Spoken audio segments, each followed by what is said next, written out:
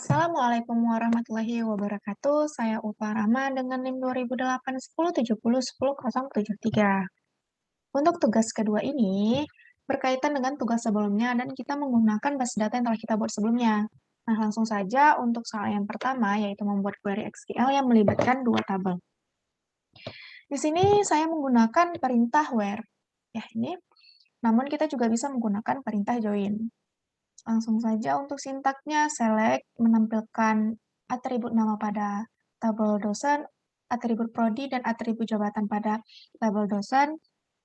Dari tabel dosen yang dialiaskan dengan D, kemudian mata kuliah yang dialiaskan dengan M, di mana atribut NIM pada tabel dosen itu sama dengan atribut NIM pada tabel mata kuliah.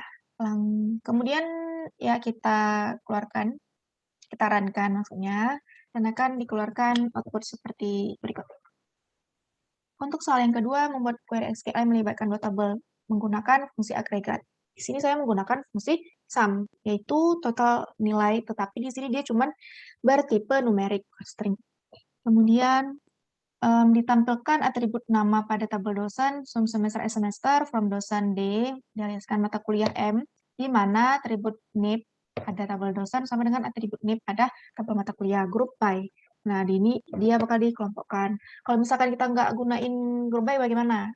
Nanti pas dikeluarkan di outputnya, itu misalkan si Fakri ini kan 3 nih semesternya. Tapi kalau misalnya kita nggak pakai group by, itu si Fakri itu ada 3 kali. Fakri, terus semesternya ada 1 gitu. Jadi kan kayak membuang-buang waktu aja kan. Jadi makanya kita pakai group by. Kemudian untuk soal yang ketiga, membuat square SQL yang melibatkan 3 tabel. Di sini kita akan menggunakan perintah inner join untuk menggabungkan 3 tabel ya. Menampilkan atribut NIP, nama judul publikasi, dan nama NK yang berasal dari 3 tabel, yaitu tabel dosen, publikasi, dan mata kuliah. Dengan sintaknya seperti ini.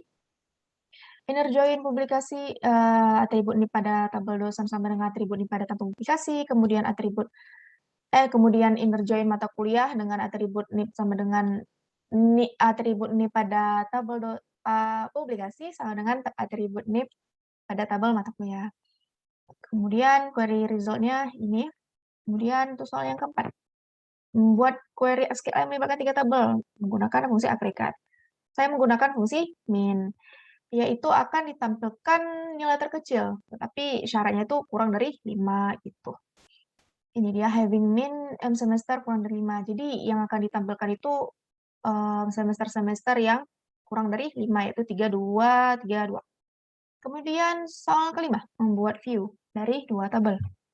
Tabelnya apa aja? Dosen sama pendidikan. Isinya tuh NIP, nama univ, kota, dan jenjang.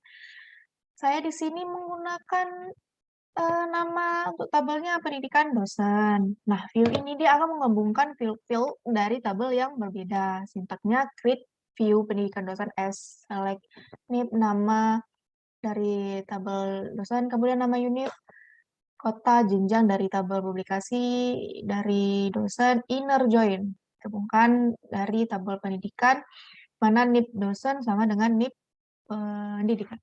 Kemudian langsung ini dah, view pendidikan dosen create, berarti sudah terbuat gitu tabel view-nya.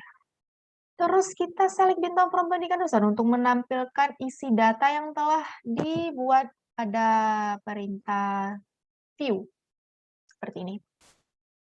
Kemudian soal ke-6, memanfaatkan view hasil dari 5. Kemudian diharapkan bahwasannya dapat memasukkan data-data publikasi yang dilakukan oleh dosen dengan jenjang pendidikan S3 doang. Jadi dia menggunakan join dari data tabel view dan data tabel publikasi.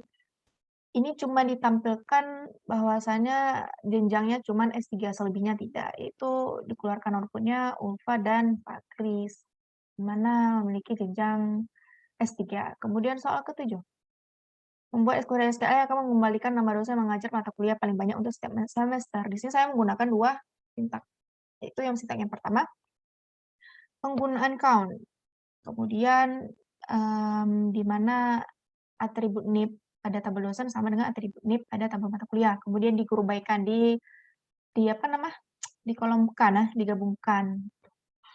Ini dia bahwasannya si Fakri ini ada 3 semester, jumlahnya 1. Kenapa hasilnya itu jumlahnya 1? Dikarenakan pada saat mengisi data, saya hanya membuat masing-masing dari semester itu cuma 1 saja. Contoh Firas semester 2 ini cuma 1 aja jumlahnya, gitu. Kemudian ada menggunakan sintak row-num.